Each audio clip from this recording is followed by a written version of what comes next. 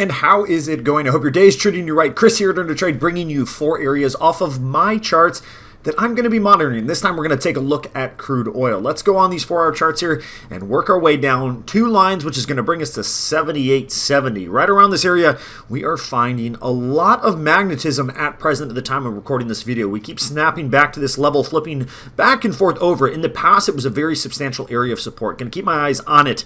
It seems to be a central point of control at present. If we work our way off of it, my eyes go up to 80.10. It's a high area of resistance that's going to need to be broken in order to really make any type of bullish progress back upwards. And down below where price is trading, we have 76.60 marked off. It's a lower important area of support that if we break that 78.70, my eyes are going to expect us to travel there. And if we lose that 76.60, my eyes are going to drop down to 75.10, another lower area of support that's equally as important. Good luck, happy trading, and I'll see you all soon.